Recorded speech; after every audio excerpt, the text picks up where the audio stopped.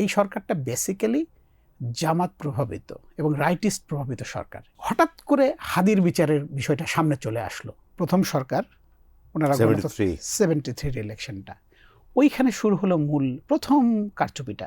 Daily Times of বাংলাদেশের নিয়মিত talk show Times টকে আপনাদের স্বাগত জানাচ্ছি। আমি ইলিয়াস খান। আর মাত্র 4 দিন বাকি আছে নির্বাচন নিয়ে নানা কিছু হচ্ছে, সংঘর্ষ বিচ্ছিন্নভাবে হচ্ছে, এক দল আর এক দলের বিরুদ্ধে বিশুদ্ধার করছে। বাট কালকে একটি বিরাট ঘটনা ঘটে গেছে। আপনারা জানেন যে ইনকলাব মঞ্চ তারা যমুনার সামনে যাওয়া শুরু করেছিলেন, সেটিকে কেন্দ্র করে ব্যাপক সংঘর্ষ হয়েছে। একই সঙ্গে সরকারি কর্মচারীরাও আপনি দেখবেন যে যমুনার কাছে যাওয়া শুরু করেছিল, যেখানে এখন প্রধান উপদেষ্টা থাকেন। তো সেখানেও সংঘর্ষ হয়েছে টুকটাক। তো নির্বাচন ঠিক আগে ইনকলাব মঞ্চের সঙ্গে এই সংঘর্ষ নিয়ে অনেকে প্রশ্ন করছেন যে এটি নির্বাচনে কোনো প্রভাব ফেলতে পারে কিনা। এসব বিষয় নিয়ে আজকে কথা বলবো। আমাদের শুরুতে উপস্থিত আছেন আমাদের সম্মানিত অতিথি জনাব কামরান রেজা চৌধুরী। তিনি সিনিয়র সাংবাদিক এবং গবেষক। আপনাকে স্বাগত। আপনাকে ধন্যবাদ ইলিয়াস ভাই। আপনি শুনলেন যে আলাপ করছিলাম, বিশেষ করে কালকের ঘটনার পরে কিন্তু অনেকেই আলাপ করছেন যে, এবং বলা হচ্ছে সেখানে 25 জন আহত হয়েছে, বলা হচ্ছে গুলিবিদ্ধ হয়েছে, বাট পুলিশ বলেছে কোনো গুলিই করা হয়নি।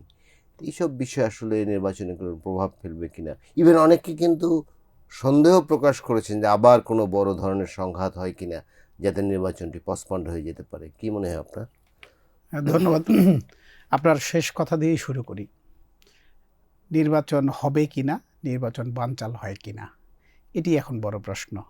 এবং এটা কিন্তু আজকালের প্রশ্ন না, এটা বরাবর এই অন্তর্বর্তী সরকার ক্ষমতা নেয়ার পর থেকে, এবং প্রধান উপদেষ্টা ডক্টর মোহাম্মদ ইউনূস বক্তব্য দিয়েছেন, তারপরে তার সরকারের যে কার্যক্রম, তাদের যে অ্যাকশন, তাদের যে বক্তব্য, তাদের যে বডি ল্যাঙ্গুয়েজ, সব কিছু মিলিয়ে কখনোই এটি সাধারণ মানুষের কাছে এই ধারণা দেয়নি যে উনি নির্বাচন দিয়ে ক্ষমতা ছেড়ে দেবেন। এটাই হচ্ছে সবচেয়ে বড় দুর্ভাগা একটা জাতি আমরা, সেটাই প্রমাণ হলো। দেখুন, শেখ হাসিনার আমলে শেখ হাসিনা 2009 আসলেন, আসার পরে তত্ত্বাবধায়ক সরকার যখন বাতিল হলো, ব্যবস্থা বাতিল হওয়ার পরে সবাই একটা কথাই বললেন যে এই ব্যবস্থা বাতিল করা হয়েছে শুধু শেখ হাসিনা ক্ষমতা ছাড়বেন না, শেখ হাসিনাই ক্ষমতায় থাকবেন, আওয়ামী লীগ ক্ষমতায় থাকবে। তাই হলো। 2014-তে একতরফা নির্বাচন হলো, 2018-তেই হলো, এবং 2024-এও তাই হলো। তো শেখ হাসিনার পতনের পরে, শেখ হাসিনার পতনের কিন্তু একটা অন্যতম মানে অনুসর্গ ছিল হচ্ছে নির্বাচন জালিয়াতি। এবং আপনি ইলিয়াস ভাই, আপনি পলিটিক্স বহুদিন কাভার করেন, আমিও পলিটিক্স কাভার করি। একটা কথা আমি বারবার করে বিভিন্ন জায়গায় যেটা বলি, বাংলাদেশে দুটো বিষয় নিয়ে যারা বাড়াবাড়ি করে তাদেরকে চরম মূল্য দিতে হয়। তো এটা ঐতিহাসিকভাবে প্রমাণিত। একটা হচ্ছে নির্বাচন। আপনি খেয়াল করে দেখবেন, যারাই বঙ্গবন্ধু সরকার থেকে শুরু করে, বঙ্গবন্ধু প্রথম সরকার ওনারা 73 ইলেকশনটা, ওইখানে শুরু হলো মূল প্রথম কারচুপিটা। এবং সেই কারচুপির ফলে একটা সংসদ হলো। সেই সংসদ কিন্তু তারপরে কি দাঁড়ালো, একদলীয় বাকশালের ব্যবস্থায় চলে গেল। তারপরে বঙ্গবন্ধুকে হত্যা করা হলো। এটা কোনোভাবেই কাম্য নয়, এটা ঠিক হয় নাই। আলটিমেটলি ফলাফল হয়েছে খুব বিপজ্জনক। 15ই আগস্ট এরশাদ সাহেব নির্বাচন যে জালিয়াতি করেছেন, নির্বাচনে প্রথম সে একতরফা নির্বাচন করলেন 88-এ, এবং তার প্রতিবেদন কিন্তু তিনি পেয়ে গেলেন। 90 সালে ওনাকে বিদায় হতে হলো। 91 সালে বিএনপি ক্ষমতায় আসলো। তারপর আবার এই কেয়ারটেকারের দাবি নিয়ে শুরু হওয়ার পরে বিএনপি মানলো না, নির্বাচন জোর করে তারা একতরফা নির্বাচন করলো 15ই ফেব্রুয়ারি 1996। তারপরে তাকে মূল্য দিতে হলো, ক্ষমতা থেকে নামতে হলো। আওয়ামী লীগ সবসময় কটাক্ষ করে কথা বলতো যে অভ্যুত্থান ইত্যাদি ইত্যাদি। আওয়ামী লীগের একটা সোল এজেন্সি ছিল যে গণ অভ্যুত্থান শুধু সবার বিরুদ্ধে হবে, তাদের বিরুদ্ধে হবে না। এটা একটা তাদের কিন্তু ন্যারেটিভ ছিল। শেখ হাসিনা থেকে শুরু করে দলের বড় বড় নেতৃবৃন্দ কিন্তু সবসময় পার্লামেন্টে, আমি তো পার্লামেন্টে ধরেন দীর্ঘদিন আপনি কভার করেছেন, আমার চেয়ে দীর্ঘ সময় ধরে একটানা সংসদ কভার কেউ করেনি বাংলাদেশে এখনো, অলমোস্ট 25 ইয়ার্স। এবং একটানা আমি কিন্তু এখনো সংসদে যাই, অধিবেশন না থাকলেও যাই। তো আমি দেখেছি যে ওইখানে ফর্মাল পার্লামেন্ট একটা খুব স্যাক্রেড প্লেস, সেখানেও কিন্তু এই কথাগুলো বলা হয়েছে। তারপরে কি হলো দেখেন, শেখ হাসিনাও নির্বাচন টেনে জালিয়াতি করলেন, ওনাকেও কিন্তু খেসারত দিতে হলে দেশ থেকে চলে যেতে হলো। আর একটা ইস্যু হচ্ছে ৭১। দেখেন, বঙ্গবন্ধু হত্যার পরে ৭১ মুক্তিযুদ্ধ এইসব কথা বলাটা ছিল একটা অপরাধ। এবং আপনি জানি না আপনার মনে আছে কিনা ইলিয়াস ভাই, যেহেতু আপনি আমার কয়েক বছরের সিনিয়র, বঙ্গবন্ধুর বক্তব্য আমরা প্রথম শুনেছি ১৯৯১ সালের নির্বাচনের আগে, মনে থাকার কথা, পাবলিকলি শোনা যেত না। এরপরে এটা জনগণের মধ্যে আসা শুরু হলো, বঙ্গবন্ধু নিয়ে, শেখ মুজিব নিয়ে, আওয়ামী লীগ নিয়ে মানুষের একটা ইন্টারেস্ট হলো, এবং ৯৬ সালে তারা নির্বাচনে ক্ষমতায় আসলো আওয়ামী লীগ। আপনি যদি ২০০৯-এর পর থেকে তাদের যে অ্যাপ্রোচটা দেখেন, তারা মুক্তিযুদ্ধকে এবং ৭১কে একটা কাল বানিয়ে ফেললো। যা কিছুই ছিল, ভুল হোক আর নাই হোক, এমন ঘটনাও আছে, অফিসের একজন দুর্নীতিবাজ কর্মকর্তা, কোনো একটা অফিসে, এটা প্রতিটা আমি বহু উদাহরণ দিতে পারবো, আপনিও দিতে পারবেন। দেখা গেছে একটা বাজে মানুষ, দুর্নীতিবাজ মানুষ, অফিসের মূল চেয়ারটা দখল করার জন্য দেখছেন একজন সৎ কর্মকর্তা বাধা হয়ে গেছেন, সঙ্গে সঙ্গে তাকে মুক্তিযুদ্ধের বিরোধী, জামাত শিবির, বিএনপি এইসব বলে ট্যাগিং করে তাদেরকে সরানোর জন্য কাজ করা হয়েছে। এবং এই যে এই কাল্ট বানিয়ে ৭১-এর তত্ত্ব যেখানে সেখানে যা কিছুই হোক, যে কোনো খারাপ কাজকে কাভার দেওয়ার জন্য সঙ্গে সঙ্গে ৭১ মুক্তিযুদ্ধ বিরোধী, স্বাধীনতা বিরোধী, জামাত শিবির, রাজাকার, ৭১-এর প্রেতাত্মা, হিরে যা পাকিস্তান, ইত্যাদি ইত্যাদি। এই যে কাল্ট করার ফলাফলটা কি হলো দেখেন, আমি একটা উদাহরণ দিই। গণভবনে যে ১০০ জন প্রথমে গণভবনে ঢুকেছে, আমি তাদের একজন। এবং যখন লুট চলছে ৫ তারিখ, ৫ই আগস্ট, আমার মপেডটাও চুরি হয়ে গেছে। আমি যখন ঢুকছিলাম, আমি এবং আমার সহকর্মী ক্যামেরা নিয়ে যাচ্ছিলাম সংসদের দিকে, যে আমরা জানি যে সংসদ দখল হবে। এর মধ্যেই সামনে দেখি যে একজন পিজিআরের সদস্য ঘাড়ে রাইফেল নিয়ে উনি বেরিয়ে আসছেন। তো আমি সঙ্গে সঙ্গে ভিতরে ঢুকে পড়লাম, মোটরসাইকেলটা পাশে রেখে ভিতরে ঢুকে পড়লাম। পরে মোটরসাইকেলটা পাইনি। যাই হোক, যে কথার জন্য বলছিলাম, গণভবনের মাঠে অভূতপূর্ব দৃশ্য, সবাই সেলিব্রেট করছে, পলাইছে রে এইসব কথা বলছিলেন। বলতে বলতে আমাদের পাশে আমরা ছবি হয়ে গেছে, আমরা পিটিসি দেওয়া হয়ে গেছে, আমি এবং আমার সহকর্মী শরীফ আহমেদ খিয়াম দাঁড়িয়েছিলেন। এর মধ্যে একজন ছেলে আরেকজনকে ডাকছে, মুক্তিযোদ্ধা এদিকে আয়। আমি অবাক হয়ে গেলাম যে দেখবেন এই যে কাল্ট, মুক্তিযোদ্ধারা মানে মুক্তিযুদ্ধের কথা বলে আওয়ামী লীগরা এই রাজাকার এদিকে আয়, এই কথাটা বারবারই শুনতাম। সেদিন শুনলাম এই মুক্তিযুদ্ধ এদিকে আয়। তো বিষয়টা এই জায়গায় গেল। তো যাই হোক, ফিরে আসি মূল কথা। এখন কিন্তু আবার যদি আপনি একটু মুক্তিযুদ্ধের পক্ষে কথা বলেন বা প্রগতিশীলতার পক্ষে কথা বলেন, একটি পক্ষকে আপনাকে কিন্তু ফ্যাসিস্টের দোসর বলে ট্যাগিং করে দেয়। একই কালচার। দেখুন, আমি একটা কথা বারবার করে বলি, আওয়ামী লীগ হচ্ছে যে কোনো জিনিসের, বাংলাদেশের যত রাজনৈতিক মানে খারাপ কালচার, গ্রেনেড বোমার দুটো জিনিস আছে। এক হচ্ছে বাংলাদেশের বড় বড় যে পলিটিক্যাল ট্র্যাজেডি, সেগুলো কিন্তু আওয়ামী লীগের বিরুদ্ধে হয়েছে। এটা একটা কথা। আচ্ছা, সেটা অন্য আর একটা ইস্যু। আবার খারাপ কাজগুলোর কেন জানি তাদের হাত দিয়ে শুরু হয়েছে। যদি নির্বাচন জালিয়াতির কথাই বলেন, ৭৩ সালে খন্দকার মোশতাককে জেতানোর জন্য হেলিকপ্টার করে ব্যালট নিয়ে এসে জেতানো হয়েছে কুমিল্লায়। আচ্ছা, তার ফলাফলটা কি হয়েছে? এই খন্দকার মোশতাকই কিন্তু আওয়ামী লীগকে, বঙ্গবন্ধুকে হত্যা করেছেন, তাই না? তো 73 ইলেকশনটা, এবং একজন সাংবাদিক লিখেছেন, সেটা তালুকদার মনিরুজ্জামানের বইয়ে আছে, ৭৩ সালের নির্বাচনটা যদি জাতিসংঘের তত্ত্বাবধানেও হতো, তবুও আওয়ামী লীগ ল্যান্ডস্লাইড ভিক্টরি পেত, নিরঙ্কুশ জয় পেত। কিন্তু ওই নিরঙ্কুশ জয়ের ওই নিশ্চয়তার পরেও হলো কি, নির্বাচনে কিছু জালিয়াতি হলো। জালিয়াতি হওয়ার পরে হলো কি, হাতে গোনা কিছু সদস্য, আতাউর রহমান খান সহ হাতে গোনা কিছু সদস্যরা নির্বাচিত হলেন। আচ্ছা, হলো কি, সংসদটা যে একটা বিরোধী দল থাকলে যে পরিমাণ ভাইব্রেন্ট হয়, ব্যালেন্স থাকে, এটা ইমব্যালেন্সড একটা পার্লামেন্ট হলো। এই ইমব্যালেন্স পার্লামেন্টে কি হলো, মানে ওই যে ৬ দফা দাবির তো প্রথম দাবিটা ছিল হচ্ছে সংসদীয় গণতন্ত্র হতে হবে, সেটা কাজ হলো না। যাক, ফিরে আসি ভিন্ন কথায়। তো আওয়ামী লীগ হলো কি, সব বাজে কথার, বাজে কাজের এই একটা নজির তারা সৃষ্টি করেছিল। তবে সেক্ষেত্রে আমি হোলসেল কোর্ট বলতে গেলে তখন আসবে যে আমরা তো গ্রেনেড মানি নাই, ২১ আগস্টে গ্রেনেড আমরা কি মেরেছি? এমপি হত্যা করা, কুষ্টিয়াতে এমপি হত্যা হয়েছে, সিটিং এমপি মারা গেছে, সেটা আলাদা। আসনুল্লাহ আসলাম মাস্টার মারা গেছে, সেটা আলাদা। কিন্তু প্রশ্ন হচ্ছে যে ওই একই কায়দা এখনকার যে সরকার, এই সরকারটা বেসিক্যালি জামাত প্রভাবিত এবং রাইটিস্ট প্রভাবিত সরকার, এটাকে বলতে আমার কোনো বাধা নাই। এটা অন্তর্বর্তী সরকার নয়। কেন নয়? কারণ হচ্ছে অন্তর্বর্তী সরকার যারা নেতৃত্বে আছেন তাদের কোনো জনতার সঙ্গে সম্পৃক্ততা নাই। আমি যদি একজন অ্যাডভাইজারের কথাই বলি, খুব প্রভাবশালী অ্যাডভাইজার, ভোটে দাঁড়িয়েছিলেন 91 সালে, 300 ভোটের মতো পেয়েছিলেন, উনি খুব পাওয়ারফুল।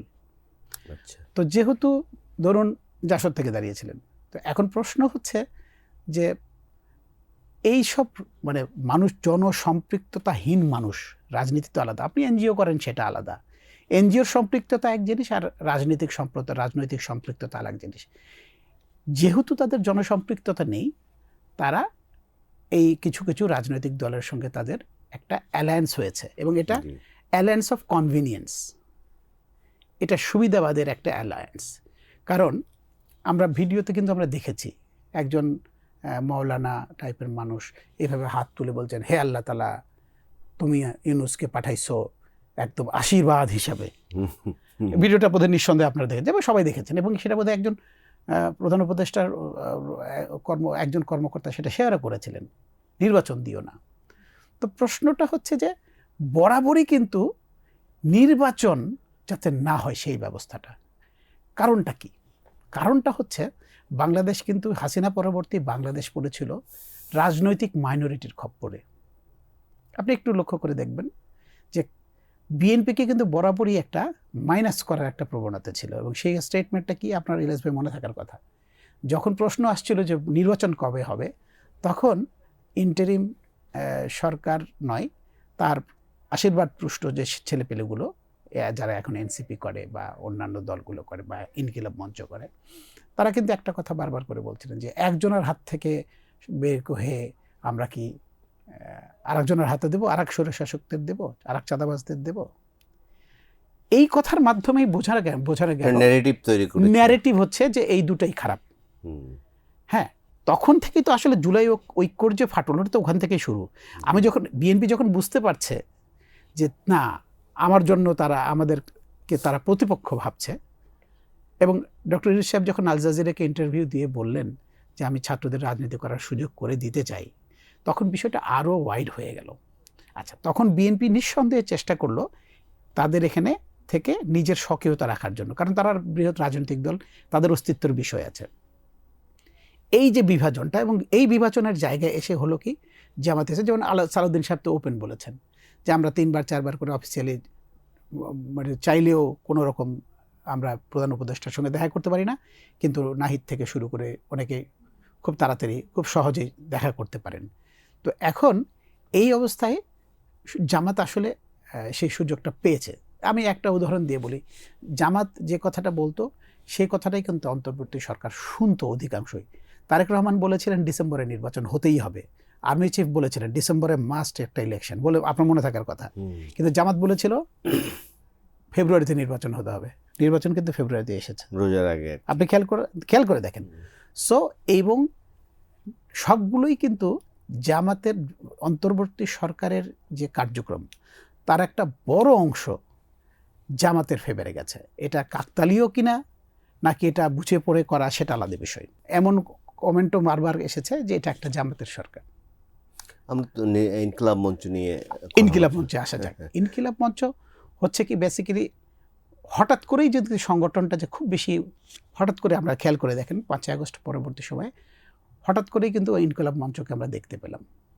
এবং হাদি খুব মানে বাগ্মী বলতে হয়, খুব পটু কথাবার্তা বলায় পটু, এবং খুব প্রম্পটলি কথা বলতেন, এবং তার যে রাইটিস্ট পলিটিক্স, সেটার সঙ্গে ধরেন আমার কোনো আমি রাইটিস্ট পলিটিক্সের পক্ষের মানুষ নই। হ্যাঁ, আমি একটা ইনক্লুসিভ পলিটিক্সের কথা বিশ্বাস করি, কিন্তু হাদির জন্য প্রথম কথা ছেলেটার জন্য আমার খারাপ লাগে কেন? সেটা হচ্ছে ছেলেটা হয়তো বলির পাঠা হয়েছে, কিন্তু প্রশ্নটা হচ্ছে যে হাদি যদি একটা খুব নির্মোহভাবে বিশ্লেষণ করা হয়, হাদি কি খুব বড় একটা ফিগার বাংলাদেশের রাজনীতিতে? আপনি যদি এইভাবে আমি কথাটা বলতে চাই, সেটি হচ্ছে যে 5ই আগস্ট পরবর্তী সময়ে হাদি সম্পর্কে সবচেয়ে বড় কথা যেটা বলা হয় যে ভারতীয় আধিপত্যবাদ বিরোধী বা প্রো বাংলাদেশ। আপনি 5ই আগস্ট পরবর্তী সময়ে ভারতীয় আধিপত্যবাদ নিয়ে কথা বলেন মিনিমাম 1 লক্ষ মানুষ, ছোট বড় মিলিয়ে, কমপক্ষে। তাই না? আপনি কাউকে পাবেন না যে ভারতীয় আধিপত্যবাদের পক্ষে কথা বলে, সেই অবস্থাটাই নেই। একজন লোক পাবেন না, একজনকে আপনি পাবেন না যে ভারতীয় আধিপত্যবাদের পক্ষে কথা বলে। কিন্তু তারপরে হাদির সব কথা যে সবসময় খুব বেশি ইনফরমেটিভ তাও না। তার কিছু শব্দচয়ন নিয়ে মানুষের ব্যাপক সমালোচনা আছে। তো সেই শব্দটা আমি এখানে উচ্চারণ করতে চাই না, সেটা মারা গেছে, আল্লাহ তাকে জান্নাত নসিব করুক। উদ্দেশ্য ভালো ছিল, হয়তো আমি ধরেই নিব তার উদ্দেশ্য ভালো ছিল। উদ্দেশ্য ভালো না থাকলে মারা যায় না। যার উদ্দেশ্য ইনকিলাব মঞ্চ তাড়াহুড়া করছে কেন বিচারের জন্য? এটা আমার কাছে মনে হয় এটা রাজনৈতিক। এটা রাজনৈতিক কারণ হচ্ছে, আমি একটা কথা বলি, ইনকিলাব হাদি মারা গেছে, হাদির বিচার হতে হবে। আমি নিজেও মনে করি যে কোনো কিলিংয়ের বিচার হতে হবে, হাদির বিচার হতে হবে। আচ্ছা, এখন প্রশ্ন হচ্ছে হাদির বিচারের জন্য আপনি একটু সময় তো আপনাকে দিতে হবে। ইংরেজিতে একটা কথা আছে, জাস্টিস ডিলেড জাস্টিস ডিনাইড। এটা যেমন সত্য, জাস্টিস হারিড জাস্টিস বারিড। আপনি যত দ্রুত বিচার করতে যাবেন, মূল বিচারটাকে আপনি কবর দিয়ে দেবেন। এবং ইনভেস্টিগেশন, বিচারের প্রক্রিয়াটা একটা নির্দিষ্ট ছাঁচে চলে, এবং এটা কিন্তু নির্দিষ্ট টাইম ফ্রেম দিয়ে আপনি কখনো ঠিক করতে পারবেন না যে আমি আপনাকে 7 দিন দিয়ে দিলাম। দেখুন, দ্রুত বিচার ট্রাইব্যুনালে বলা হয়েছিল না 90 দিনের মধ্যে বিচার শেষ করতে হবে। আপনি খোঁজ নিয়ে দেখেন তো কয়টা মামলা 90 দিনে শেষ হয়েছে? হয় না, সম্ভব না। একজন ইনভেস্টিগেটর যদি তাকে দেয়া হয় তুমি 7 দিনের মধ্যে কমপ্লিট করো, তখন সে কাজ করতে গিয়ে দেখছে সে এটা পাচ্ছে না, এটা পাচ্ছে না, এটা পাচ্ছে না, এটার সঙ্গে এটা মেলে না। তাকে তো রিপোর্টটা এমনভাবে চার্জশিটটা তৈরি করে দিতে হবে যাতে সে বিচারটা হয়। উদ্দেশ্য তো বিচার, চার্জশিট দাখিল করা না। তো এখন প্রশ্ন হচ্ছে, বিচার বা ইনভেস্টিগেশন এগুলো কখনো কখনো অনেক সময় লেগে যায়, এটা কখনো টাইম বাউন্ড ফ্যাক্টরে দেয়া যায় না। আচ্ছা, এখন ইনকিলাব মঞ্চ তাদের দাবি করবে, স্বাভাবিক, তারা দাবি করবে, বিচারের জন্য দাবি করবে, কিন্তু এই নির্বাচনের আগে এই কটা দিনের মধ্যে কি বিচার করা সম্ভব?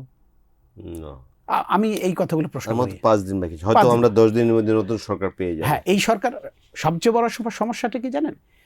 এই সরকারের যে একটা খুবই সন্দেহজনক যে অ্যাক্টিভিটিস তাদের, এটা শেখ হাসিনা আমলে আমরা দেখেছি। সেটি হচ্ছে নির্বাচনের শিডিউল ঘোষণা হওয়ার পরে কোনো এক্সিকিউটিভ কোনো কাজ করতে পারে না, করার কথা না, কোনো পলিসি ডিসিশন তো বাদে, এবং একনেক বা ক্যাবিনেটের মিটিং বন্ধ হয়ে যায়, তাই না?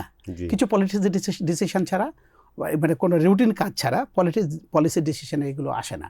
কিন্তু আমরা দেখলাম যে ডক্টর ইউনূস সাহেব কিন্তু সমানে একনেকে অ্যাপ্রুভ করে যাচ্ছেন প্রজেক্ট, নানা চুক্তি হচ্ছে। আচ্ছা, তার মানে হচ্ছে দুটো মানে আছে। একজন মনে করছেন যে এরা ক্ষমতা ছাড়বে না, ছাড়লে এই কাজ করতেছে কেন। দ্বিতীয়ত হচ্ছে ওরা ইচ্ছা করলে পারে, ওটা পারে, তাহলে হাজির বিচার করতে পারবে না কেন, এইটা। আর সবচেয়ে বড় কথা হচ্ছে যে কালকে যখন পুলিশের সঙ্গে সংঘর্ষ হবার পরে একজন মেয়ে আন্দোলনকারী, নাম বলছি না, তিনি চিৎকার করে বলছিলেন যে হাদির বিচারের আগে এই পুলিশের বিচার না হওয়া পর্যন্ত নির্বাচন হবে না। কি অদ্ভুত বিষয়, কি অদ্ভুত বিষয়। সেদিন শেরেবাংলা নগরে ওখানে আটকা পড়েছিলাম পে স্কেলের আন্দোলনে। ইলেকশন কমিশনটা একদম শেষ মুহূর্তে খসড়া দিয়েছে। এটা কোনো মানে আছে? আমি যে পে স্কেল নিয়ে আমি আসছি, যে পে স্কেল নিয়ে বাংলাদেশের মানুষের মন্তব্য, সেখানে বলছে পে স্কেলের আন্দোলনের ওইখানে বলছে যে আগে গেজেট পরে ভোট। আপনি বলেন। আচ্ছা, এবং তারা কিন্তু বলেছে অনেকে যে আমরা নির্বাচনী কোনো দায়িত্ব পালন করবো না। আপনি চিন্তা করে দেখেন। হ্যাঁ, এটা ইনসাবঅর্ডিনেশন, এবং এই জন্য তাদের চাকরি চলে যাওয়া উচিত। আপনি একজন পাবলিক সার্ভেন্ট, আপনি পাবলিক সার্ভেন্ট হয়ে আপনি কখনো এটা বলতে পারেন না। আপনি যখন চাকরি নিয়েছেন, আপনি ঠিক দিয়েছেন, যা বলবেন তাই করবেন, আপনি আপনার সত্তাটাকে বিকিয়ে দিয়েছেন রাষ্ট্রের কাছে। সেটা না করে আপনি বলছেন যে আগে গেজেট তারপরে ভোট, এটা কোন ধরনের কথা হলো? আর সত্যি কথা কি যে এই পে স্কেলের জায়গায় আমি কালকে যেটা দেখলাম যে পে স্কেল নিয়ে যারা আন্দোলন করছেন, আমার কাছে মনে হয়েছে এখানে সবাই পে স্কেলের পাবলিক সার্ভেন্ট নন, এখানে অন্য মানুষ আছে। এবং ইনকিলাব মঞ্চও কিন্তু বলেছে যে আওয়ামী লীগ অ্যাক্টিভ হয়ে গেছে, তোমরা যে যেখানে পারো চলে যাও, এরকম। আপনি নিশ্চয়ই ফেসবুকে কিন্তু এসেছে। তো আসলে সবচেয়ে বড় কথা একটাই, আমি আরেকটা জিনিস দেখলাম যে ইনকিলাব মঞ্চের মধ্যে ওইখানে রাজশাহী বিশ্ববিদ্যালয়ের জিএস জি উনিও চলে এসেছেন। তো ইউজুয়ালি রাজশাহীতে, আমি রাজশাহী বিশ্ববিদ্যালয়ের ছাত্র, আমি দেখেছি যে ভোটের আগে ছাত্র শিবির বা যারা থাকে তারা সাধারণত তাদের ক্যাম্পেইন এলাকাতেই করেন। তো উনি ওটা বাদ দিয়ে ঢাকায় আন্দোলন করতে চলে আসলেন হাদির, মানে হঠাৎ করে হাদির বিচারের বিষয়টা সামনে চলে আসলো, হঠাৎ করে সামনে চলে আসলো। হ্যাঁ, ফেসবুকে চলছিল, কিন্তু যমুনা ঘেরাও। না, আমরা নিশ্চয়ই বিচার চাই এবং নো যাতে ডাউট, এটা নিয়ে সঠিক কোনো, এটা বিচার হয়। আমার, এটা যে এটা আপনি হতে পারেন, আপনি সেটাই। ভিকটিম হতে পারেন, আমি ভিকটিম হতে পারি। বিচার তো আমরা চাইবো, কিন্তু এই কয়টা দিন নির্বাচন, মানুষ এখন উদ্গ্রীব হয়ে আছে যে ভোটটা দিয়ে একটা নতুন সরকার আসবে। এই সরকারকে মানুষ আর দেখতে চায় না। মানুষ এবং বুঝে দেশে গেছে এই কিন্তু কোনো সরকার বিনিয়োগ, দেশি বিদেশি কোনো বিনিয়োগ কেন নেই হবে, কিন্তু। বিনিয়োগ কেন হবে? আমি আপনাকে একটা সহজ কথা বলি, বিনিয়োগকারী কি অত গাধা? বিনিয়োগকারীরা শব্দ যখন শুনবে যেখানে একটা ইন্টারিম সরকার, জি জি ইন্টারিম অন্তর্বর্তী করেন, মানে আপনার গায়ে হাতে কেটে গেছে, ব্যান্ডেজ হয়েছে, ব্যান্ডেজটা খোলার পরে তো আপনাকে সেলাই করে তারপরে আপনাকে ভেতরে অ্যান্টিবায়োটিক দেবে, তারপরে তো পরিষ্কার করে দেবে, তারপরে তো ভালো হবে। জি তো অন্তর্বর্তী সরকার হচ্ছে একটা ব্যান্ডেজ দিয়ে রেখেছে দেশটাকে, তাই না? রাইট। তো এখন প্রশ্ন হচ্ছে, অন্তর্বর্তী সরকারের সময় কি কখনো ইনভেস্টমেন্ট হবে? এই যে আমাদেরকে গাঁজাখড়ি গল্প বোঝানো হয়, কি একটা বিনিয়োগ বোর্ডের এক চেয়ারম্যান পেয়েছেন, উনি বিডা আকাশ থেকে উড়ে পড়েন, কি কি এরকম করে আমাদের দেখায়। মনে হয়েছিল দেশে হ্যাঁ। একদম কি বলে যে বিনিয়োগে দেশ বোধহয় বিনিয়োগের উপর ছড়ে যাচ্ছে। ভাসবে হ্যাঁ, এরকম। এরকম ভেসে যাচ্ছে। এগুলো কিচ্ছু না, এগুলো সব হচ্ছে স্টান্টবাজি, পলিটিক্যাল স্টান্টবাজি এবং মিথ্যে কথা। আপনি দেখেন না বিনিয়োগ কেন হবে, বিনিয়োগ হওয়ার তো কোনো কারণ নাই। হাদির এই জানাজার পরে যেটা হলো, খুব ভালো করে দেখেন, হাদির জানাজার পরে ওইখানে রীতিমতো একটা এক্সপ্লোসিভ একটা অ্যাটমসফিয়ার ছিল যে একেবারে শেষ করে ফেলবে। হাদির মৃত্যুর খবরের পরে ডেইলি স্টার, প্রথম আলো, পুরানো থেকে শুরু করে যে ভাঙচুরটা হলো, হবার পরে পরের দিন হলো হচ্ছে জানাজায়। সেই জানাজায় রীতিমতো এক্সপ্লোসিভ একটা অবস্থা, কি হবে, দেশ শেষ হয়ে যাবে, হ্যাঁ, কোনো কিছু থাকবে না, লাখ লাখ মানুষ। তো এরপরে হলো কি, ওইখানেও আমি কিছু কিছু মানুষকে কথা বলতে শুনেছি যে হাদির বিচার না হওয়া পর্যন্ত নির্বাচন হতে দেব না। এই কথাটা কিন্তু বারবার করে এসেছে। নির্বাচনের সঙ্গে হাদির বিচারের কি সম্পর্ক? হ্যাঁ, এই একটা কথা। জি। আপনি জামাতের নেতারা বারবার করে বলতেন পিআর পদ্ধতি না হলে দেশে কোনো নির্বাচন হবে না। কেন হচ্ছে না? আর ওদিকে হচ্ছিল কি, আমির সাহেব, জামাতের আমির সাহেব আরো কিন্তু একটা বলছে যে আগে স্থানীয় সরকার নির্বাচন হতে হ্যাঁ, হবে, তারপরে তারপরে হাসিনার বিচার হবে, না হলে ফ্যাসিবাদ আওয়ামী লীগের বিচার হবে, না হলে নির্বাচন হতে দেব না। বারবার করে, আপনি শুরু থেকে, আমি যে কথাটা বলছিলাম যে এই সরকার আসার পর থেকে বারবার নির্বাচন বিরোধী একটা অবস্থান ছিল। তার কারণ হচ্ছে মাইনরিটির খপ্পরে পড়েছিল। মাইনরিটির খপ্পর মানে হচ্ছে যেসব রাজনৈতিক দলগুলো জিততে পারবে না, ভোটে তারাই ভয় করবে যারা হেরে যাবে। এখন প্রশ্নটা হচ্ছে মাইন্ডসেটটা কি, কেন বাংলাদেশ মাইনরিটির খপ্পরে পড়েছে? আপনি কিছু বললেই সঙ্গে সঙ্গে চলে যাবেন, সঙ্গে সঙ্গে চলে যাবেন ফ্যাসিবাদের তালিকায়। আচ্ছা, সঙ্গে সঙ্গে ফ্যাসিবাদে আপনাকে বলে দেবে ফ্যাসিবাদের দোসর, এই দিল্লির দালাল, ইত্যাদি ইত্যাদি। আগে ছিল পাকিস্তানের দালাল, এখন হবেন আপনি দিল্লির দালাল। তো এখন চিন্তা হচ্ছে যে শেখ হাসিনার পতনের পরে ইউনূস সাহেবের উপরে এক একভাবে এক একজন ক্ষমতায় প্রভাব বিস্তার করেছেন। প্রত্যেকেই ক্ষমতাটা ছাড়তে চায় না এবং they want to be part of the government. আপনি প্রত্যেকটা দলের সাথে কথা বলে দেখেন, একটা দল পাবেন না যে নিজেকে বলবে যে আমি বিরোধী দলে গিয়ে দেশের সেবা করব। এই যে তারা ক্ষমতার মোহটা পেয়েছে, আপনি চিন্তা করে দেখেন, এই যে সার্জিএস থেকে শুরু করে নাহিদ বা এইসব ছেলেপেলেরা গণভবনে হুটহাট করে ঢুকে পড়তো। এই যে শান শৌকত, মন্ত্রিত্ব, গাড়ি, 3 দিন আগেও মার খেয়েছে রাস্তায়, আমরা ছবি দেখেছি তার হাতের, কি নির্মমভাবে পেটানো হয়েছে। 5 দিন পরে সে মার্সিডিজ ক্যাডিয়েলাকে উঠে গেছে। এই যে ট্রানজিশন, মানে একটা এলিভেশন, লিফট দিয়ে নিচতলা থেকে একেবারে 50 তলা। উনি তো রসগোল্লা, নাহিদ, তারপরে সজীব ভুঁইয়া বা মাহফুজ, এরা তো আসলে রসগোল্লা খেয়ে ফেলেছেন, এদের তো চা মিষ্টি লাগবে না। হ্যাঁ, এরা তো মন্ত্রী হয়ে গেছেন, ওদের এখন দুটো পদ বাকি আছে, একটা প্রধানমন্ত্রী, না একটা রাষ্ট্রপতি, অথবা একটা অ্যাটলিস্ট একটা স্পিকার, তাই না? এছাড়া তাদের জন্য আর কোনো পদ নাই। সেই সম্ভাবনা কি দেখছেন? না, আমি এখন পর্যন্ত সেটা দেখি না। কিন্তু এর মধ্যে ক্ষতিটা কি হলো জানেন? ক্ষতিটা হলো হচ্ছে বাংলাদেশের যুব সমাজটা নষ্ট হয়ে গেল। প্রত্যেকেই কিন্তু এখন একটা চিন্তা করে, এবং এই যে নাহিদ বা আমাদের জুলাই যোদ্ধাদের সবচেয়ে বড় ইয়েটা কি, তারা বুক পেতেছে গুলি কর, তাই না? হ্যাঁ, তারা আন্দোলন করেছেন, মাস পিপলকে মোবিলাইজ করে আন্দোলন করেছেন, ঠিক আছে। এরপরে তো আপনি তো সবসময় এক গ্রামার দিয়ে চলে না দুনিয়া, তাই না? আন্দোলন শেষ, ঝড় শেষ হয়ে গেলে রিকনস্ট্রাকশন হয়। আপনার সাইক্লোন হিট করার পরে কিন্তু সাইক্লোন যখন চলে যায় তখন রিকনস্ট্রাকশন হয়। জি। আমাদের রিকনস্ট্রাকশনের সময়, এবং এই রিকনস্ট্রাকশনের সময় তাদের পার্টিসিপেশন থাকা উচিত কনস্ট্রাকটিভ ওয়েতে। বারবার করে আমি এনসিপি বা এই জুলাই আন্দোলনের নেতা নেত্রীদের কিন্তু আমরা বারবার বলতে শুনেছি, এটা না হলে নির্বাচন হতে দেবো না, এটার আগে কোনো নির্বাচন হবে না। ওনারা ডিসাইড করার কে? তো সবসময় হচ্ছে কি নির্বাচনটাকে ঠেকাতে হবে। নির্বাচন কেন ঠেকাতে হবে?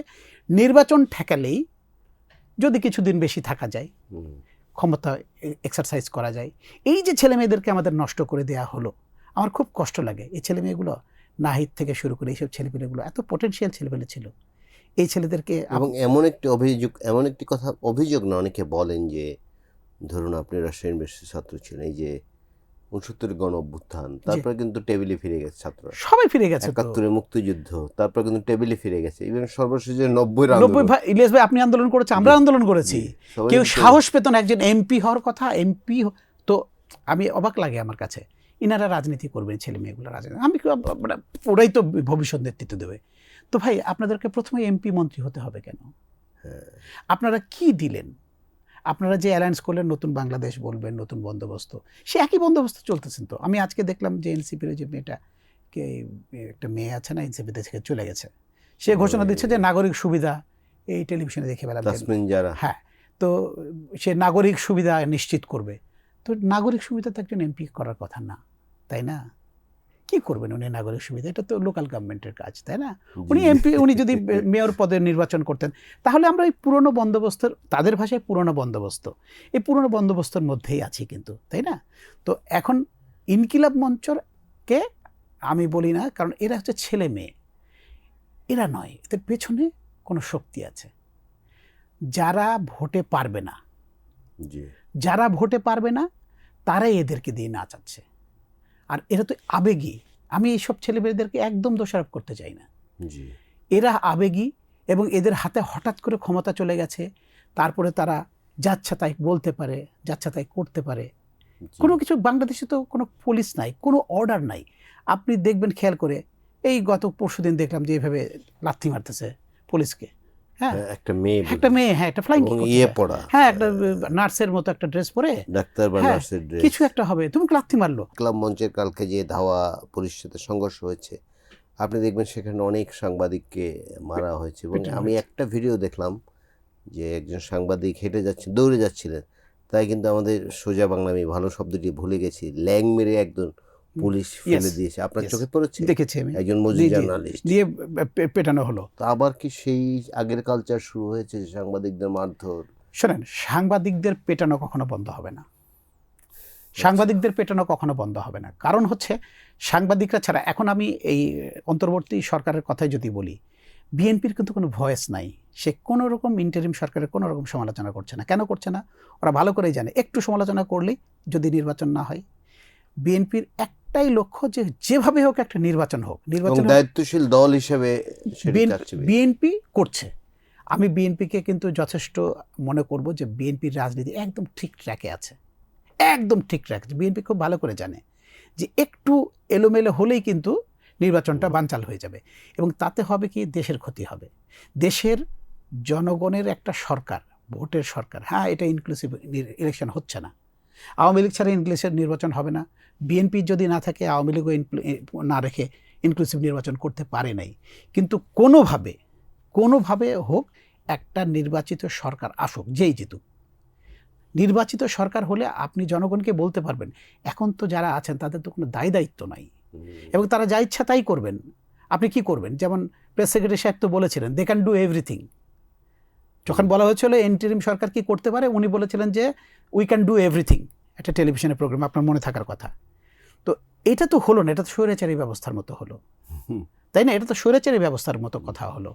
তো এটা হচ্ছে যে সবচেয়ে বড় কথা হচ্ছে নির্বাচনের আগে ইনকিলাব মঞ্চের এই যে আয়োজন, বিচারের দাবিতে তারা সহিংসতা, আচ্ছা, বিচারের দাবিতে তাদের যমুনাতে কেন যেতে হবে? আমি এই জিনিসটা বুঝি না। কারণ স্বরাষ্ট্র মন্ত্রণালয়ের দায়িত্ব তো প্রধান উপদেষ্টা নয়। আপনি কার কাছে যাবেন? আপনি কি একবারে হায়ার অ্যান্টিবায়োটিক খেয়ে ফেলবেন?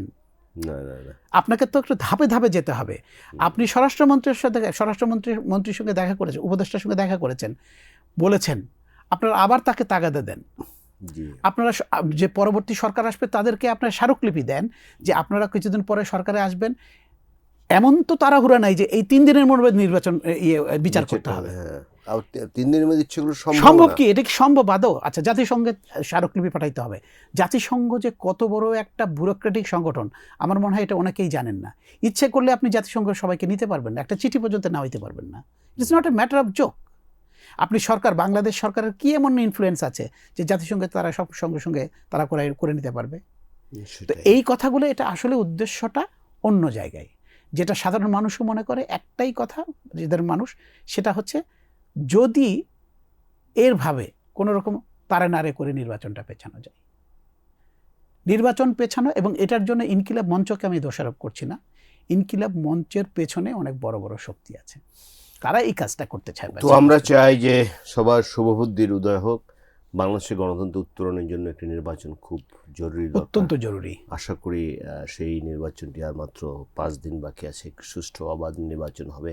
কারণ বাংলাদেশের মানুষ দীর্ঘদিন ভোট বঞ্চিত ছিল, আবার তারা ঠিকভাবে ভোট দেখ, তাদের নিজেদের প্রতিনিধি নির্বাচন করুক, সেই আশাবাদ ব্যক্ত করে আজকে আমাদের কথা এখানে শেষ করছি। আপনাকে ধন্যবাদ আমাদের স্টুডিওতে আসার জন্য। আপনাকেও ধন্যবাদ।